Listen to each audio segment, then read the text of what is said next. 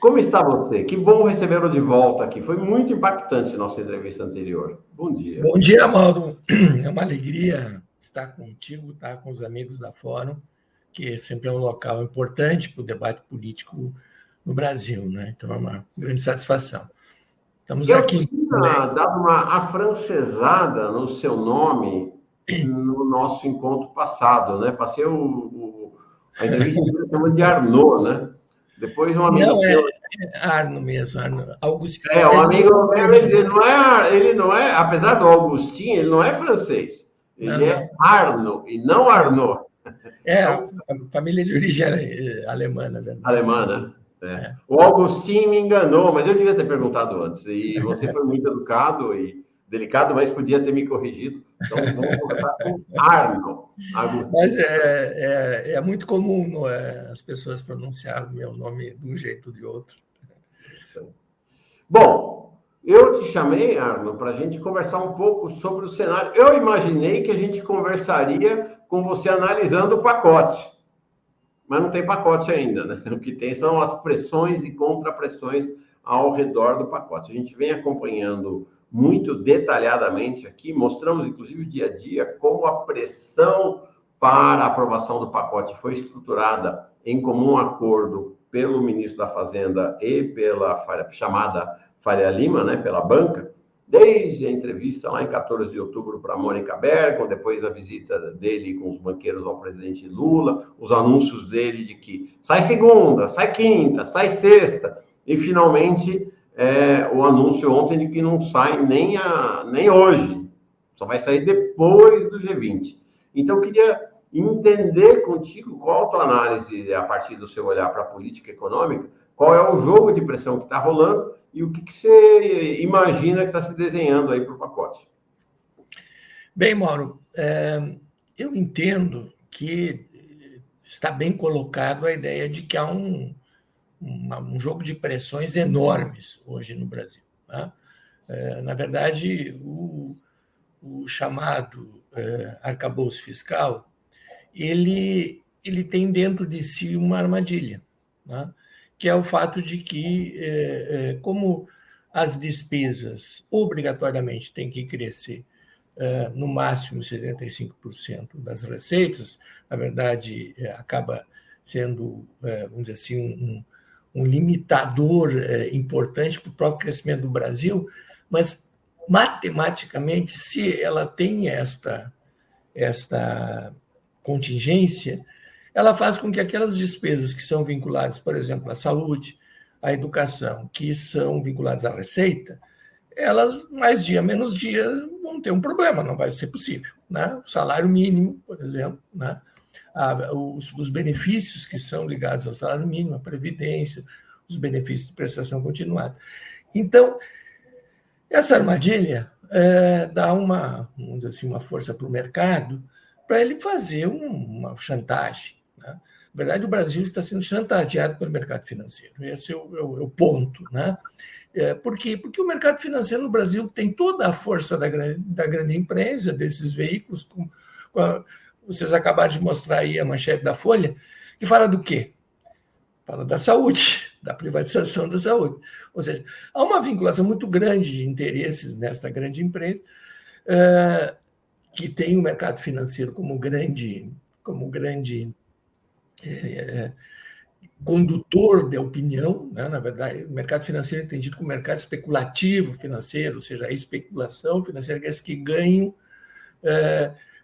com a dívida pública, ganham especulando, é disso que se trata, né? Sem trabalhar. Nós temos, portanto, uma pressão grande no mercado financeiro e ela fica ainda mais forte na medida em que o Banco Central foi entregue a eles. O Banco Central, portanto, ele passa o tempo inteiro dizendo o seguinte, olha aqui, ou fazem o que o mercado quer, o que o especulador quer, ou nós vamos aumentar ainda mais o juro, que é o que está acontecendo de passagem no Brasil. Ou seja, um aumento de juros absolutamente não técnico, absolutamente não necessário, que faz com que, só para dar um dado, nos últimos 12 meses, o Brasil pagou 819 bilhões de juros. 819 bilhões de juros. Mais de 7% do PIB de juro. Esse juro não era necessário. Isso é muito mais do que o que gasta com saúde, é muito mais, várias vezes mais, do que se gasta com educação, é mais do que o déficit da Previdência, é mais qualquer outra despesa, bem mais do que qualquer outra despesa. O próprio Banco Central tem uma estatística interessante. 1% de aumento ou redução de taxa de juros significa 54 bilhões a mais ou a menos na dívida líquida do setor público brasileiro. Ou seja, se nós baixássemos, por exemplo, a taxa de juros em 2%, né, eu até acho que podia baixar mais, já está resolvida toda e qualquer discussão. Nós temos aqui muito mais do que qualquer discussão de ajuste fiscal. Né?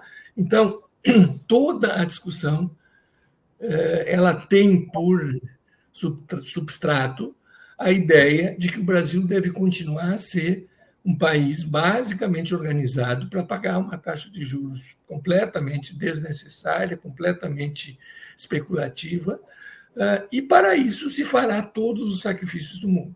Ora, o Brasil não pode se submeter a isso. Né? O Brasil não pode se submeter a isso. Entendo que o governo está tentando resistir. É claro que há opiniões mais para cá ou mais para lá dentro do governo, né? Mas eu entendo que há ainda um processo de disputa. Né? Acho que é preciso que a gente trabalhe no sentido de convencer o governo de que ele não pode ceder a esse tipo de chantagem, porque se ele fizer isso, as consequências são terríveis. Né? Falar em acabar, por exemplo, com a vinculação da saúde, nem o Armínio Fraga concorda com isso.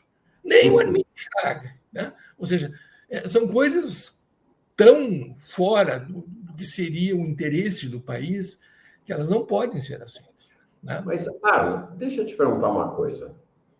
Porque, assim, você e vários economistas têm dito, com o arcabouço fiscal, o Brasil foi metido numa armadilha. Porque é isso, né? As receitas obrigatórias, ou as despesas obrigatórias estão crescendo, porque são obrigatórias, acima daquilo que o arcabouço prevê.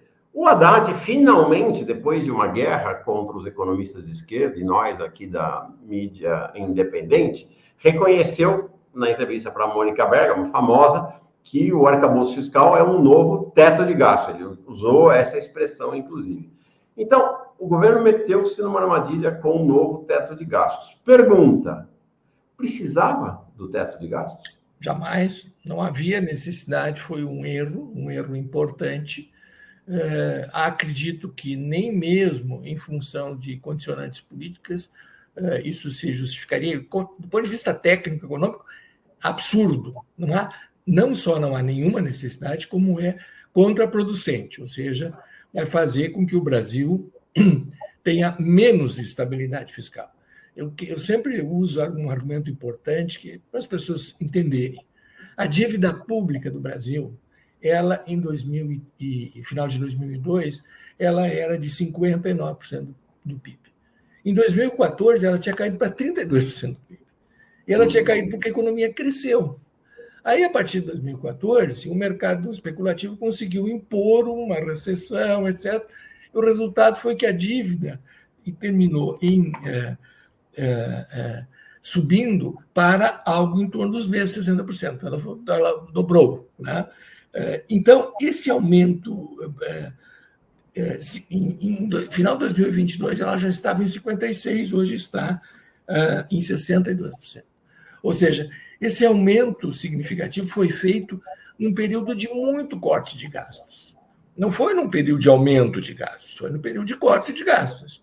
Por outro lado, quando a dívida caiu no Brasil, nesse período, 2002 a 2014, foi um período em que a despesa pública cresceu e fez com que o Brasil crescesse. Como é que é a mágica disso? Como é que pode ser assim? Como é que pode crescer a despesa pública e cair a dívida? Porque o principal condicionante da dívida, os principais condicionantes da dívida são, primeiro, a taxa de juros. Então, com uma taxa de juros como a nossa atual, com o Brasil gastando mais de 7% do PIB em juros, óbvio que a dívida vai crescer, independente da despesa fiscal. Por quê? Porque o juro está nessa altura. Segundo, com menos despesa pública, nós temos menos crescimento econômico. E, obviamente, que isso impacta as receitas. Muitas receitas são totalmente vinculadas ao crescimento econômico. E também a equações como o salário, né? O déficit da Previdência, ele sofre toda vez que você tem diminuição do salário, aumenta, né? Por quê? Porque a receita previdenciária cai.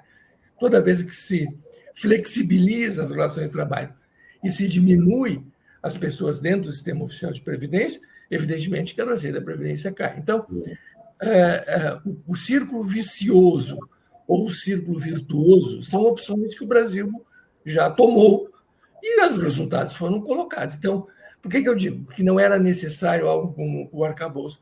Porque ele não estabiliza a dívida pública. Ele tem, na verdade, apenas a função de dar ao mercado especulativo financeiro total controle das coisas do ponto de vista do seu interesse, de fazer com que o juro seja o mais alto possível, né?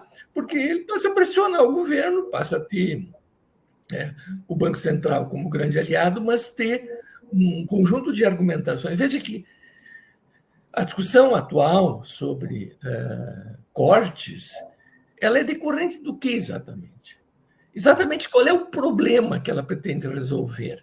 O governo acabou de dizer que vai cumprir o déficit primário previsto para 2024. Né?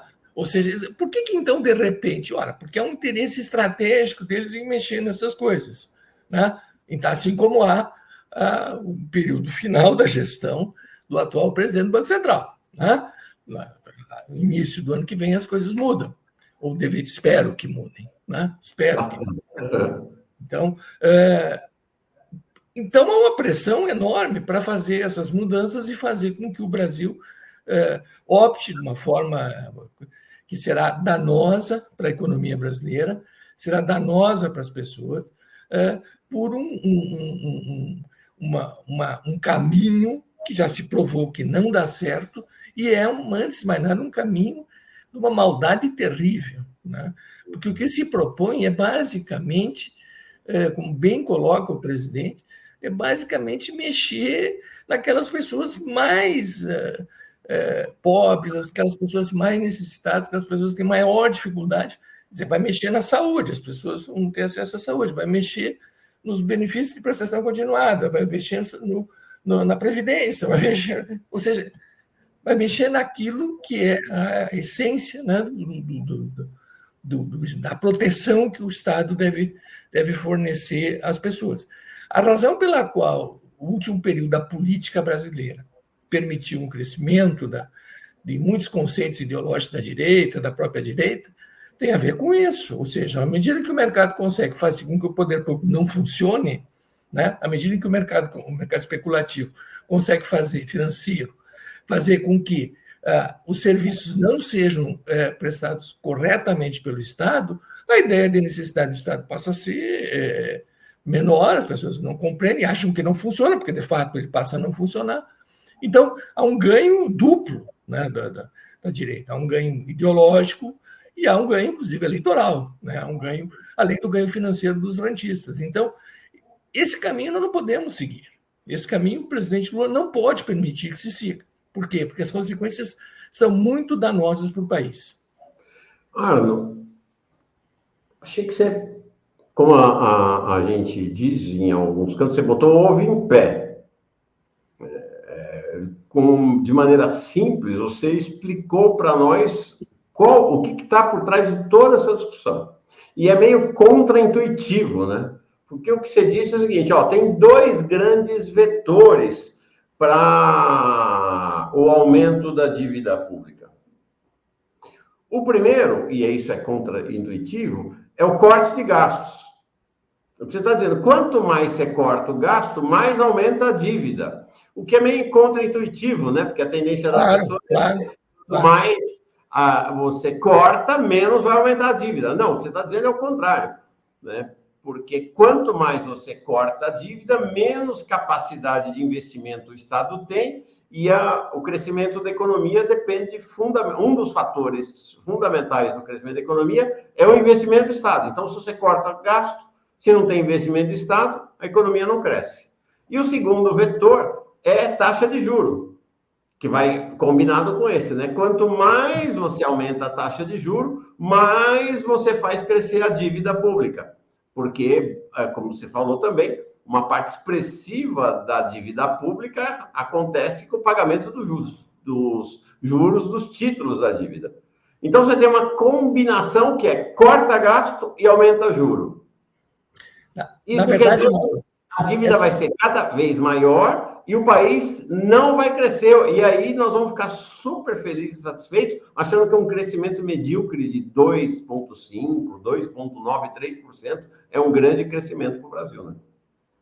Na verdade, Mauro, essa sua observação é muito importante, até para mim falar de uma questão que talvez eu não tenha detalhado o suficiente, porque eu usei a expressão quanto mais corta gasto, sem detalhar ela, e eu deveria ter detalhado, quero fazê-lo agora. Quanto mais gasta primário, porque o gasto com a dívida de juros é gasto público, igualzinho aos outros. E como a discussão no Brasil não é transparente, ninguém diz que se gasta com juros, se gastou com juros 819 bilhões nos últimos 12 meses. Ninguém diz isso. Né? As pessoas dizem que gasta demais com saúde, com educação. Por quê? Porque a discussão não é transparente e o conceito de resultado primário na verdade, um conceito para esconder. Por quê? Porque separa a despesa financeira como se ela não existisse. É o orçamento dos pobres, chamado gasto primário, e o orçamento dos ricos. Exatamente isso. Na verdade, a forma como é organizado é como se fossem dois orçamentos. Portanto, não, vamos cortar mais do dos pobres, mas porque esses 820 bilhões anuais ou mais, eles são gastos, eles são pagos, eles entram na economia. E aqueles que dizem que mas vai gerar inflação se gastar mais. Sim, mas vem cá. Quer dizer que se você injetar 800 bilhões por ano na economia, na forma de juros, ninguém vai gastar um centavo disso. Isso aí não vai gerar inflação nenhuma. Isso aí não vai ter efeito nenhum. É só o gasto em saúde que tem efeito. O gasto com o sistema financeiro especulativo, esse aí, não, às vezes as pessoas veem na rua, né, uma quantidade de pessoas, evidentemente com uma renda alta, com, né, imóveis de luxo, carros de luxo, enfim. Então, as pessoas às vezes devem pensar, mas de onde é que sai isso aí? Do salário? De onde? Isso essa é despesa especulativa financeira que irriga isto. Portanto, existe sim essa despesa, existe esse gasto, ele vai para a economia, mas é uma despesa a pior possível, ela não gera crescimento no sentido do investimento, da estabilidade médio e longo prazo. Então, a discussão é muito sobre que país queremos construir. Né? Queremos manter o Brasil como um país absolutamente dependente, um país que sofre com um nível de exploração, com um nível de drenagem, ou nós queremos construir um país que possa manter um nível de crescimento econômico alto, investimento. Por exemplo, o arcabouço fiscal ele impede o investimento ser aquele que deveria ser. Investimento no Brasil hoje está em uma qualidade muito ruim. Por quê? Porque a maior parte do investimento no Brasil hoje é de emenda parlamentar. É uma coisa... Não, o investimento já é pequeno e o pouco que tem é feito sob a forma de emenda parlamentar. Evidentemente que um país que se constrói com esse tipo de parâmetro é um país que não vai dar certo. Né? Assim também a ideia de que alguns setores devem ser sempre mantidos sem ter nenhum tipo de corte. O corte é só para orçamento, saúde, educação, previdência. Então, nós precisamos repensar esses critérios.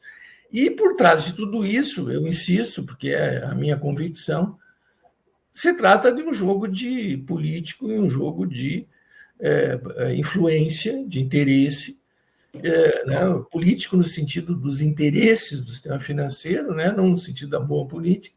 Então, essa é a questão que o Brasil tem que aprofundar, tem que fazer uma discussão, porque hoje não há discussão econômica no Brasil, né, na grande imprensa. Né? Alguns, como vocês, fazem um enorme esforço e conseguem, né, manter viva alguma discussão sobre o que interessa no Brasil. Mas parte significativa, e em especial aquilo que o mercado diz, não é um debate econômico sério, porque simplesmente são parâmetros que não são verdadeiros, simplesmente falam coisas que não existem. Né? Uma delas, eu insisto, não coloca na conta, parece que não tem despesa financeira, como se ela fosse algo de outro mundo, não fosse paga. Ela é paga com dinheiro de impostos igualzinho ao que se gasta com saúde, não tem nenhuma diferença. É paga, as pessoas recebem, compram imóveis de luxo, não tem nenhuma diferença. Né? Então, essa drenagem financeira é a discussão que eu tenho defendido ser a principal questão que o Brasil tem que enfrentar. É muito difícil, porque os interesses, obviamente, as pessoas que ganham com isso querem continuar ganhando com isso. Tá? Mas é para isso que o governo precisa, vamos dizer assim, ter uma energia, estar muito atento, não cair nessas armadilhas. Né? Eu acho que o governo, às vezes, vacila. Né? É evidente que há falas diferentes dentro do governo. Né? Em geral, o presidente da República tem se manifestado de uma maneira que, a rigor, não é exatamente igual àquilo que a área econômica tem feito. Né? Então, aqui tem uma questão. Né? Então, é isso que nós temos que nos atentar. Sem querer fulanizar, mas é importante concretizar os exemplos para que as pessoas comuns que nos assistem aqui imagino que a gente não tenha nenhum bilionário, milionário, super rico, muito rico assistindo o nosso programa. Então, é importante, concretizar para as pessoas terem uma ideia. Então, por exemplo, o Procurador-Geral da República, o Gonê, eu falo, ele deve estar dormindo essa hora, não precisa acordar. Não precisa acordar para trabalhar. Ele ganha de salário aproximadamente... o salário bruto dele é 44 mil reais, fora os penduricalhos, né? Então, mas vamos considerar 44. É capaz disso aí chegar quase ao dobro, se contar todos os penduricalhos aqui, essa turma da cúpula dos poderes recebe. Mas é 44. Em 2017, olha só, ele vendeu a parte dele no grupo de faculdades que ele tinha em sociedade com o Gilmar Mendes, por 12 milhões de reais. 12 milhões de reais. E aí, incrivelmente, aquele que deu 12 milhões de reais para o Gonê em 2017, e depois, agora, o ano passado, indicou o Gonê para ser Procurador-Geral da República. É super esquisito.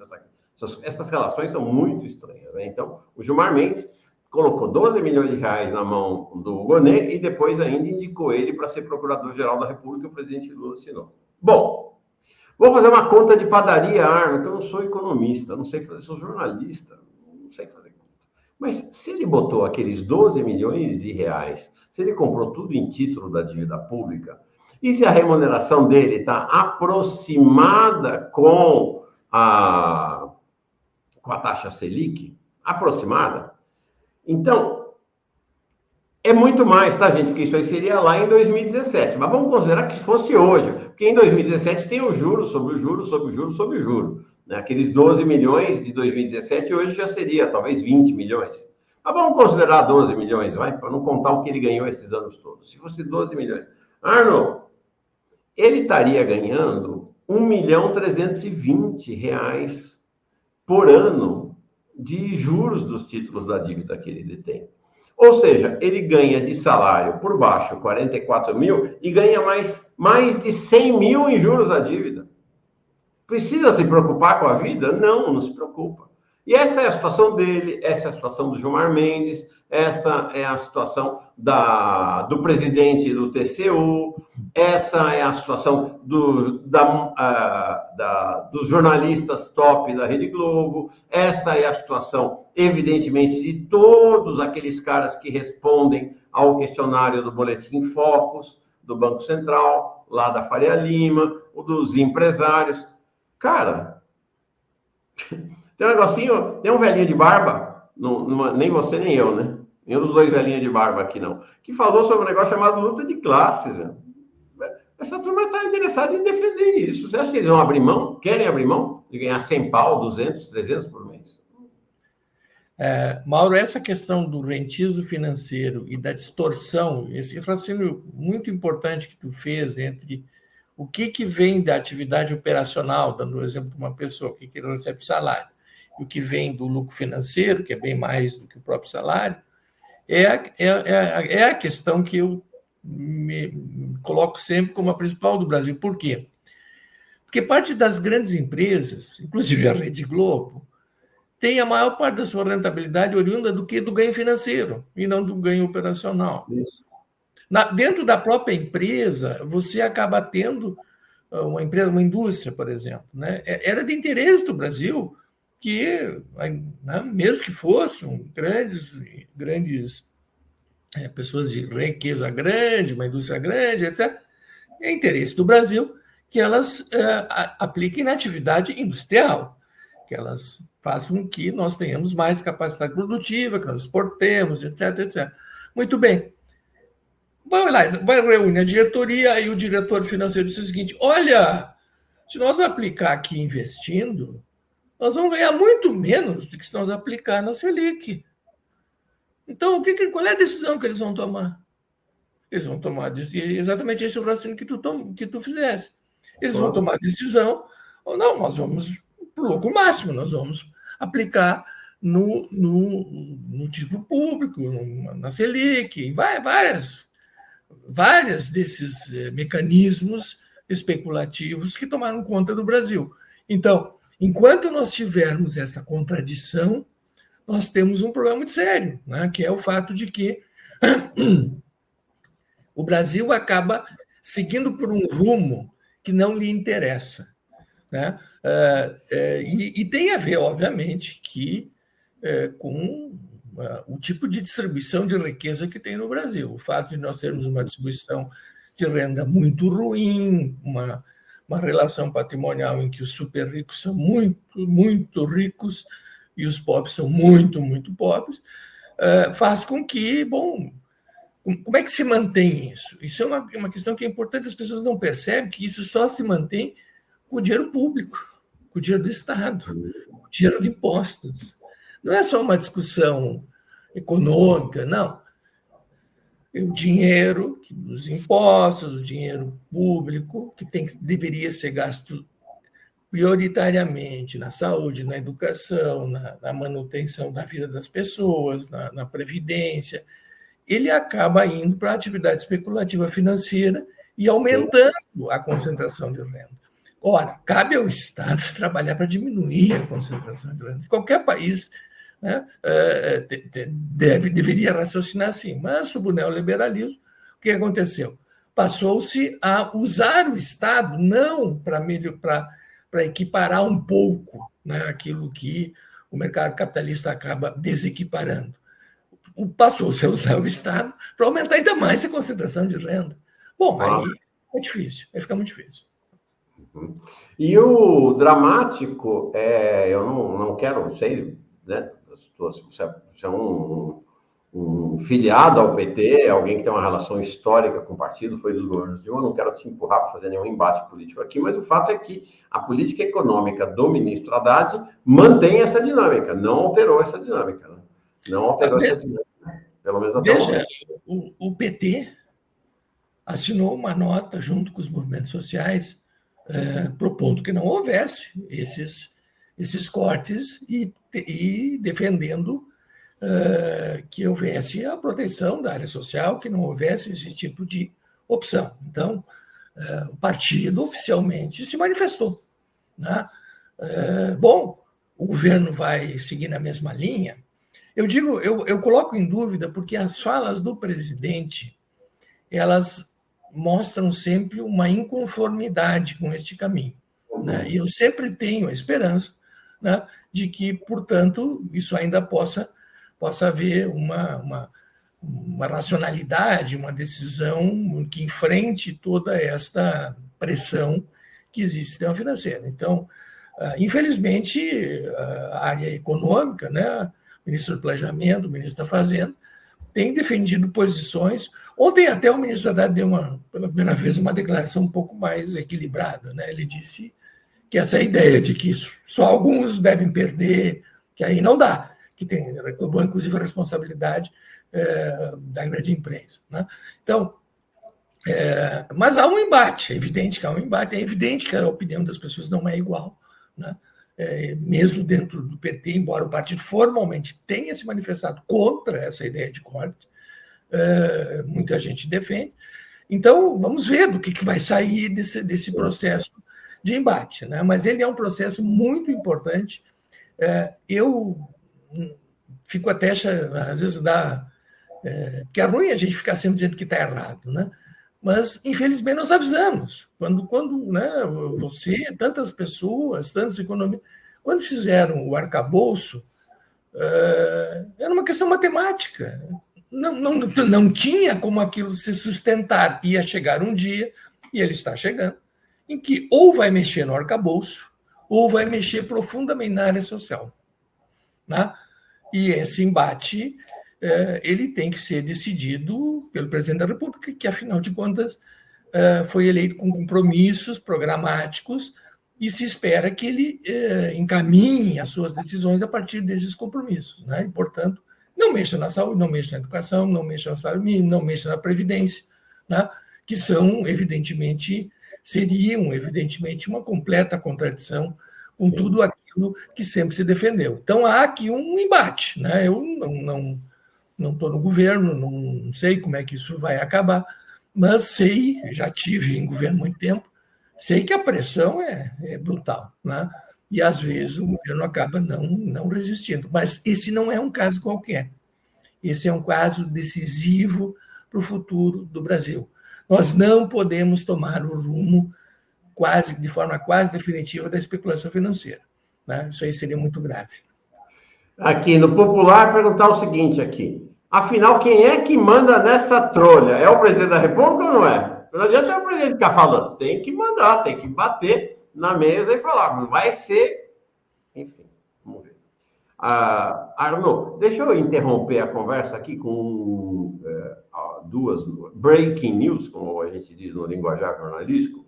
Primeiro é que só agora de manhã foi removido o corpo do Francisco Vanderlei Luiz, o homem-bomba. O pessoal está brincando, inclusive, que aqui, né, tudo vai se brincar, não é una bomber, é meia bomber, né, foi removido ali das cercanias da Praça dos Três Poderes, tá? Só agora de manhã, depois que foi afastado o risco de qualquer bomba acontecer.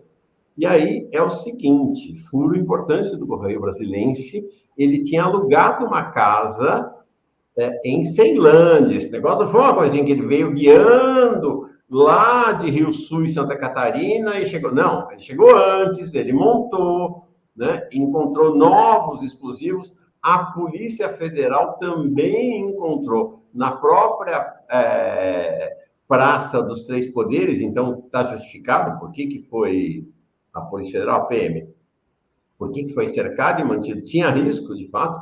A PM desativou mais 4 bombas, mais 4 artefatos explosivos na Praça dos Três Poderes. E ele, então, tinha alugado uma casa aqui em Ceilândia, antigamente era a cidade satélite, né, aqui nas cercanias, integra o Distrito Federal, e nesta casa estava uma bagunça enorme na casa, e tinha vários explosivos também. Então, um cenário realmente,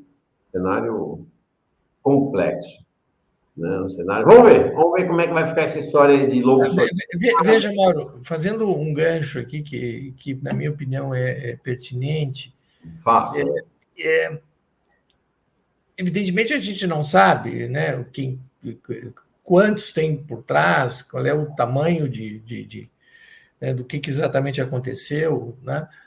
Mas uma coisa a gente sabe, este clima que se criou no Brasil, né, que é um clima de destruição da normalidade democrática, um clima de neoliberalismo selvagem, em que o poder público não pode fazer as coisas que deve fazer, o tipo de declaração política que dão. Isso é o pano de fundo, isso que cria esse ambiente na qual essas coisas acontecem. Mais organizadas, menos organizadas, com maior ou menor responsabilidade pessoal desse tipo de manifestação de direita extremada. E é um tipo de manifestação muito próxima do que nós estamos falando, né? Que, na verdade, é a defesa do sistema no sentido pior, do que ele tem de pior, que é a manutenção do rentismo, a manutenção de certos privilégios, e aí você cria um ambiente muito negativo, uma desagregação social. À medida que a desagregação social vai crescendo, por exemplo, que a Previdência, você acaba, a formalização do trabalho, você acaba tendo ideias tipo empreendedorismo, não é só uma vitória cultural, ideológica. Ela, antes de mais nada, uma reação ao fato de que o mercado formal foi atacado e, portanto, passa a ser melhor ir para outro caminho. Então, a sociedade vai sendo, o tecido social vai esgarçando, vai criando. Então, essas coisas todas acabam muito mal, né? Na história da humanidade, acabaram sempre muito mal, né? Então, esse caminho extremado, né, do capitalismo neoliberal, tem uma selvageria total, em que o Estado é usado principalmente para gerar recurso de especulação financeira e não para fazer aquilo que as pessoas precisam. Bom, isso gera um ambiente no qual as coisas acontecem, né? Então, é muito triste, muito grave, né? Muito grave, e deve servir para pensarmos, né? Deve servir para que as decisões sejam tomadas com a responsabilidade de quem tem as responsabilidades, né? Então, quando o Brasil chega a esse ponto, né, pode ser que seja um ato mais individual, mas não importa. Importa, é diferente, claro, mas mesmo essas atitudes assim, elas decorrem de tudo isso, elas não saem do nada, né? Então, o debate no Brasil, infelizmente, ele precisa ser mais realista, mais correto, mais técnico, mais justo e, principalmente, não mentiroso, né? Então, enquanto nós tivermos... A verdade deixou de ser relevante no Brasil, né? Então, não, eu ganhei a eleição... Não, a urna não é... Como é que pode dizer uma coisa dessa, né? Então, esse tipo de coisa tem que acabar, né? Vamos lutar para que isso ocorra. Mas isso que você fala em relação a fake news e a desinformação acontece também neste ambiente, que é o ambiente do terrorismo mais perigoso contra o país. Vou dizer, é fundamental, tem que combater, tem que ir para cima lá do Unabomber, da Praça dos Três Poderes, mas tem um terrorismo que é muito mais perigoso e causa muito mais prejuízo para o Brasil, que é o terrorismo da Faria Lima.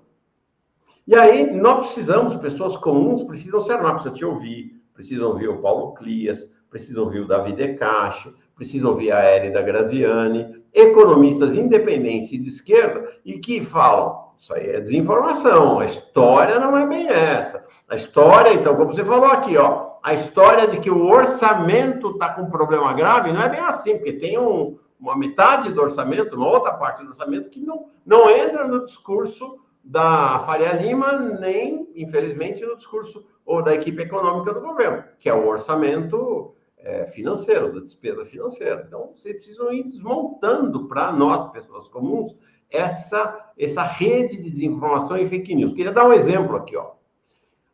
Reportagem de ontem do Poder 360, que integra esse universo da mídia liberal, que é associada à Faria Lima. E não é apenas associada ideologicamente, né? A Folha de São Paulo pertence hoje a um grupo financeiro, que é o grupo do PagBank, né? Do PagSeguro. O Globo tem relações umbilicais com o mercado financeiro. O Poder 360 aqui de Brasília, a mesma coisa. Aí eles soltaram ontem essa manchete, Arno.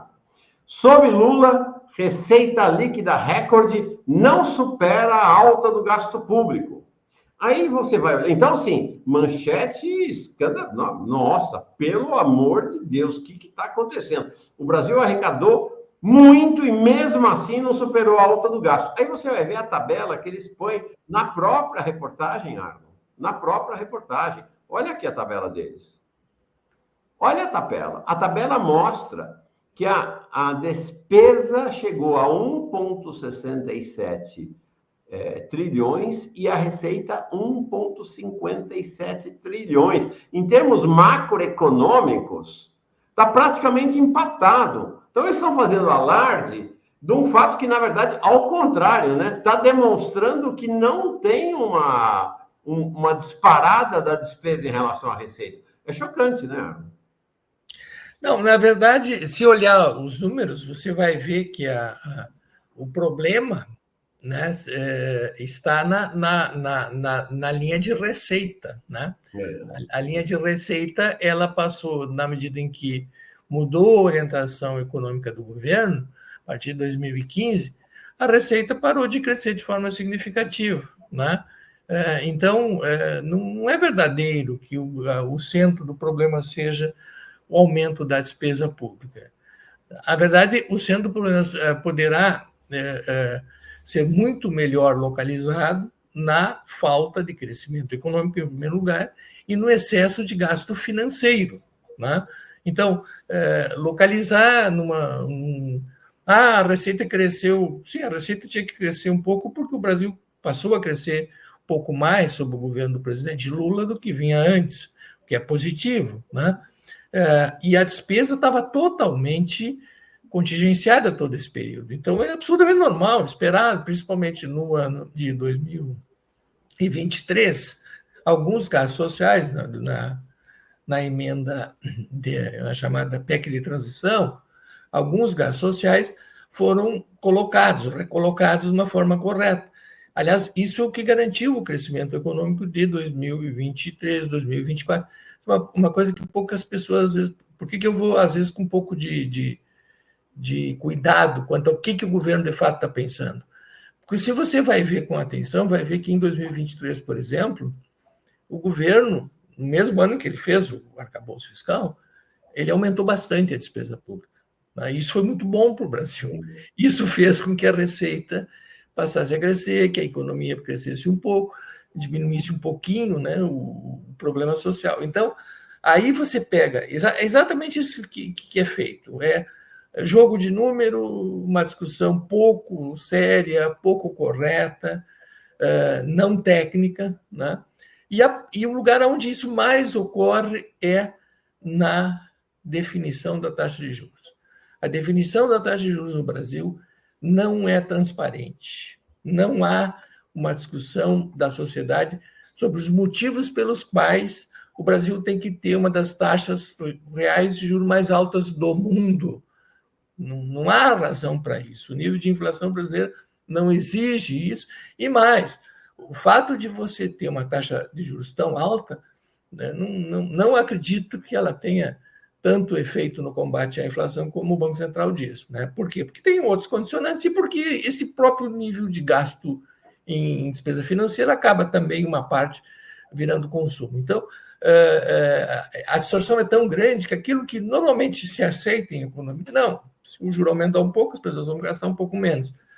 Não é tão claro no Brasil.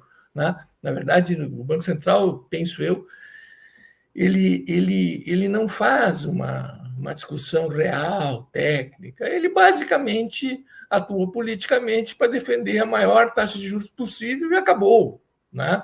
E acompanhado nisso, né, por toda a tropa de defensores do rentismo, da imprensa que faz isso, né, da grande imprensa, desses setores da imprensa. Né?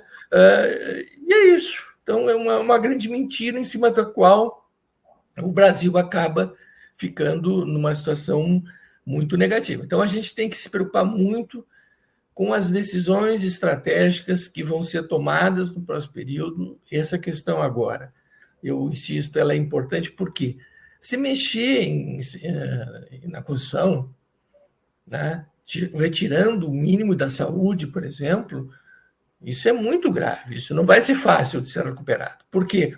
Porque nós temos um Congresso de extrema-direita, nós temos um controle do Centrão sobre o Congresso, nós temos um controle da grande empresa. Então, certas conquistas históricas, se perdidas forem, dificilmente ela não vai ser tão simples depois, né? Então, à medida que eles avançam, institucionalmente, com legislações, né, com um entulho fiscalista, defensor da especulação financeira, e que isso vai avançando, o Brasil vai ficando cada vez mais ingovernável, né? Então, é uma coisa muito, muito relevante. Nós temos que lutar muito contra isso. Acho que a nota dos movimentos populares e de vários partidos de esquerda, inclusive o PT, contra, foi muito importante, porque fica bem claro qual é a opinião, né? E que se o governo adotar esse caminho, bom, ele está adotando um caminho que não é compartilhado, né, pela sua própria base social. Ele adotará um caminho que vai gerar conflito. Obviamente que esse não é um conflito que interessa quem quer o Brasil crescendo, quem quer o Brasil tranquilo. Interessa a extrema-direita, interessa a criação de um grande ambiente negativo, né? A criação de cada vez mais nessas eleições, isso não vale, inclusive, para outros países, mas no Brasil em especial, o grande vencedor das eleições municipais foram as abstenções. Aqui em Porto Alegre, a abstenção foi de 34%. Né? As abstenções, quem ganhou as eleições foram as pessoas que... Não, eu não vou votar. Mas por que ela não vai votar? Porque ela não acredita mais no poder público. Então, na medida que você vai cada vez mais aprofundando este caminho, né, mais difícil fica que as pessoas façam um raciocínio político inteiro. Elas se desesperançam, elas, não, isso aí tudo não vai funcionar, né? E acham isso porque não funciona mesmo. Então, não é só uma opinião, né? Não é só um sentimento que vem, passa a ser uma coisa verdadeira, porque se destrói o Estado, ele de fato não funciona. A Faria Lima e seus porta-vozes, que são eles que compõem o noticiário e a informação e a opinião econômica da chamada mídia liberal, adoram fazer algumas comparações, né? O Brasil tem mais funcionário público do que os Estados Unidos. Comparações, né? O Brasil tem mais funcionário público do que a Finlândia, nossa. E aí vão. Só que algumas comparações eles não fazem, né? Como, por exemplo, o fato de que só o Brasil e a Estônia são os dois únicos países em que não se taxa lucros e dividendos. Não tem taxação, né? E outra comparação que não se faz, mas essa eu desconheço pela minha ignorância, queria saber contigo, encerrar nossa conversa com esta questão, é assim, que outros países têm sistema de teto de gasto como esse que o Brasil tem atualmente e que será... A ideia do Haddad é constitucionalizar o teto de gasto, né? Porque ele está avisando que vai entrar via PEC, né? Ele é a Simone Tebet. Que outros países do mundo têm sistemas como esse nosso aqui de teto de gasto? Muito boa a tua observação, porque, primeiro, respondendo a essa questão tributária que acabamos não falando, obviamente, uma das questões mais importantes é a tributária, onde se pode fazer distribuição de renda ou concentração de renda. Né? A tributação no Brasil concentra a renda. Né? A tributação no Brasil ela é aquilo que se chama de regressiva. Né?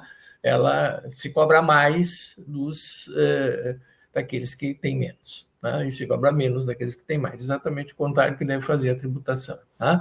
Ela deveria fazer com que as diferenças de renda, de patrimônio diminuíssem. Ela faz com que eles aumentem, assim como a especulação financeira tem esse efeito.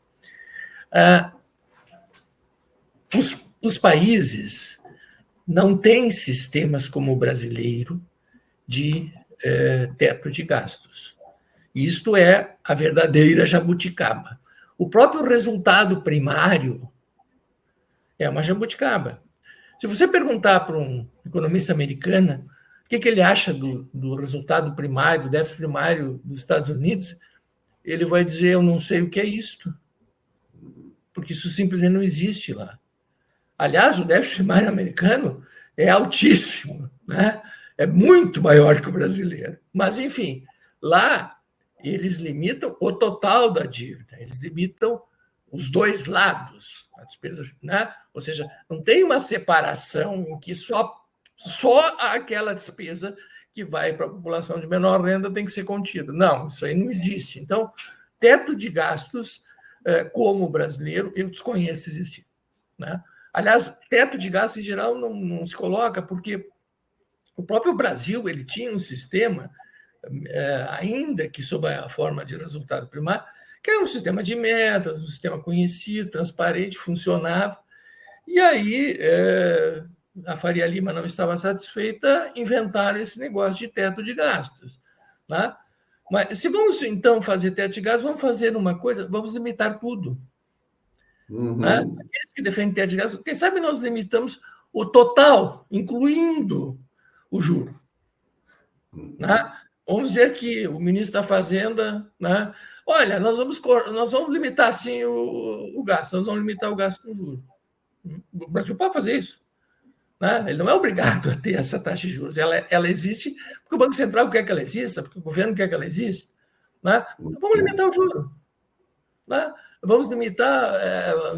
Porque como é que funciona isso? As pessoas acham que não, é que o governo gastou demais, aí aumentou a dívida. Não é assim. O Banco Central ele tem uma operação que se chama operação compromissada, que é o quê? Ele intervém no mercado financeiro exclusivamente com a função de aumentar a taxa Selic. Né? Essas operações compromissadas, elas não são feitas pelo Tesouro, não é uma dívida tomada pela área operacional do governo, pela área de gasto público. Ela é tomada pela autoridade monetária, que é o Banco Central, mas ela é paga pelo Tesouro. Né? Ela é paga pelo Tesouro e a decisão é do Banco Central. Então, é uma coisa muito estranha, mas é assim que é. Né? E esse Banco Central, dito independente, ele bota a coisa nas alturas, só que não é ele que paga a conta. Quem paga a conta é o Tesouro Nacional. Então, vamos limitar... Eu vou para o shopping hoje à tarde, vou torrar o cartão de crédito, mas é com o seu cartão de crédito. Exatamente. Exatamente. Não há... teto de gastos é uma jabuticaba. É isso que eu tenho a dizer sobre... Jabuticaba era uma expressão que se usava muito, né? Aquelas coisas que só tem no Brasil. Pois é, teto de gastos só tem no Brasil. E o próprio resultado primário, até tem em alguns países, mas é menos comum, e já é uma certa jabuticaba. Então, aqui se organizou as coisas para ficar mais confortáveis para a especulação financeira, infelizmente. Arno Agostinho, nossa, cara, gosto muito da maneira como você apresenta a economia para nós. Você é dessa turma aí. Né? Eu falo, o Paulo Clias vem muito aqui. Né? O economista Paulo Clias, eu digo, ele é um descomplicador da economia para nós, mortais comuns. Você é outro, cara, impressionante. Gostei muito. Segunda rodada de conversa. Infelizmente, Mauro, ela parece complicada porque fazem ser complicada. Tá. É proposital, infelizmente. Desde logo, vamos ficar combinados, se você assim o concordar, de você voltar aqui quando sair o pacote, né? Eu achei que já ia ter o pacote hoje, não tem. Quando sair o pacote, se você puder, volta aqui para nos explicar, tá bom? Estamos à disposição, Mauro. É muito importante o trabalho de vocês e tem, da minha parte, o maior, vamos dizer assim, apreço possível, porque o Brasil precisa disso. Legal. Muito obrigado. Abração. Bom feriado. Tchau. Tchau.